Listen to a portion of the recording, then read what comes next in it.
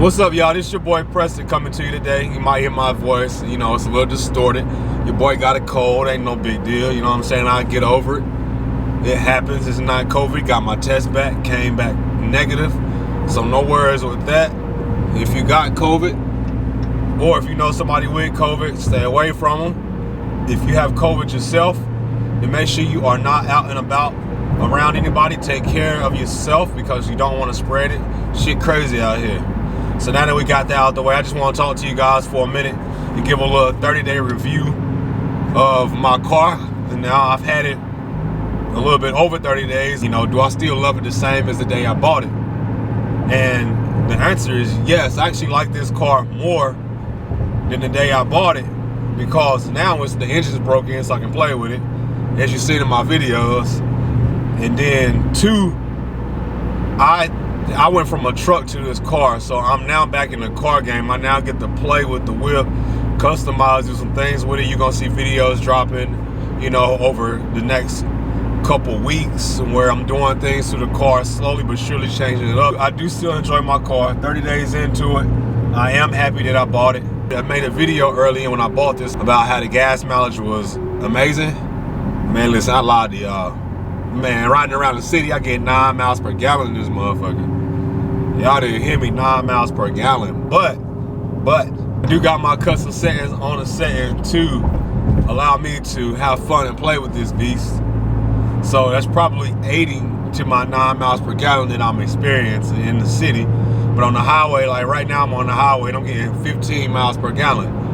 Now, I ain't mad at that. I could pull 20 out again for sure if my drive was longer. But since I'm not filling up, riding down the highway, emptying the tank, filling up again, all on the highway, I'm not gonna pull 20 out again. Y'all gotta excuse me, like it's real hard to talk right now, but of course I gotta do this for y'all.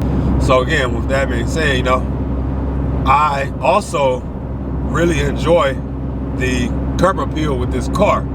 So when you park it somewhere, you know you got most of the time you're gonna have the hardest car in the lot when you come back to it. Y'all Mopar guys know what I'm talking about. You got the hardest damn thing in the lot, like Jeezy said, you know what I'm saying? So I also enjoy that. You know, this car get compliments all the time. I damn sure didn't buy the car for compliments. Did I know this was gonna happen? Absolutely not. But a lot of guys seem to respect the Mopar name and the Mopar lineup of vehicles. And a lot of people love these cars. A lot of people love the way I look. This F8 green that I got get a lot of compliments because people always tell me, oh dude, I haven't seen a green one. Or it's very rare that I see a green Charger on the road, widebody at that. So, you know, I like that as well. Like the value for purchasing this car is amazing, which is the reason that I did buy it, because of the value. And also, one of the things that I want to do with it is I think I'm going to try to go after a nasty all-motor build. We'll see how that go. But that's definitely in my plans as well. Well, I also want to learn how to drift. So I'm debating on sliding this beast around some more to try to learn how to drift in this. Just kind of weighing my options to see if it's really worth it to learn how to drift in this. I don't really see, you know, many videos popping up on my YouTube of people drifting them. But then again, I can honestly say I don't go around searching for that either. But let me talk about the tires on here, man. Listen, these Pirellis, you know, people give them a lot of hate. It is what it is. They are okay tires to put on a car leaving a factory. And that's where it stops at. But they're not the worst tire out there. They damn sure not the best tire out there. But for what they are coming off the factory lot, this is actually a good value tire. The life on them don't seem to be too long. I'm already at 2,400 miles on my car, and I'm about I'm gonna say about 30 to 35% through the tread on them already.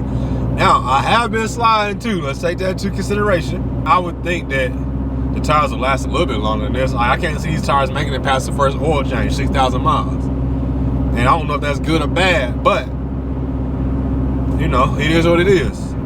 So the tires on here are just okay. They're good for coming from, you know, from the factory, but they're not like the best tires in the world. They're not the worst tires in the world either. Okay, so as far as like room in here, I have all the room, which you guys see my review video. There's all the room you need. I'm a 6'4" guy, 230, and I got all the room I need. As a matter of fact, these retarded ass doors on these Dodges, I lean all the way out and I can barely reach the door to close it, and I'm 6'4". You know, with that being said, that's something that I learned also from driving this thing. Now, the big topic that I'm gonna touch on though is this SRT thing. Like, I don't care if you got a Hellcat. I don't care if you got a Scatpack. You know, the Chargers have the SRT dashboard in it. And you can argue me all day long. This is the SRT technology. So just because it don't got a Hellcat motor in it does not mean it does not have the SRT technology, because it does. Yes, it don't got the badging on it, I'm gonna say again. And that's good. It makes my insurance cheaper. It's the same technology. Same exact technology. So y'all can argue it all day long that it's not an SRT, but it does have technology in it. For all intents and purposes, in this video here, if you're looking at my video, I'm gonna tell you this is SRT.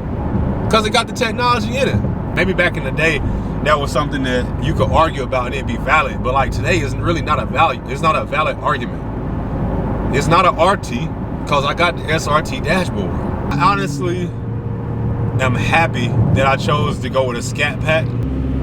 If you purchasing a Hellcat for 200 more horsepower, you purchasing it for the clout, to be real. And there's nothing wrong with that. Like, there's nothing wrong with that at all. But that's literally what it is, though. You got 200 more horsepower. Okay, if you want to be real, you got 225 more horsepower. But that's about it. You know, not to take nothing away from it, because eventually, you know, I do want a red eye. I'm not taking nothing away from them, but it's not.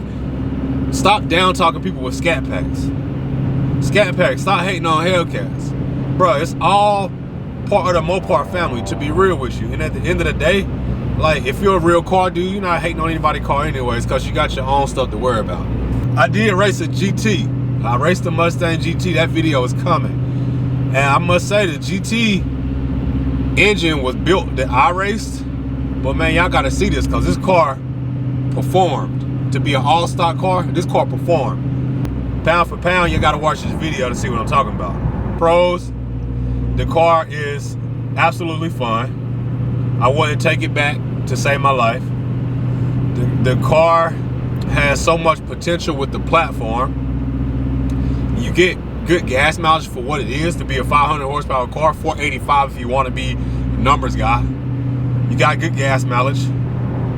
And also, it's fun to drive. You can take this car to the track, literally from the factory, and have fun on the track. Now, the cons on this is that it is a heavier car. All right.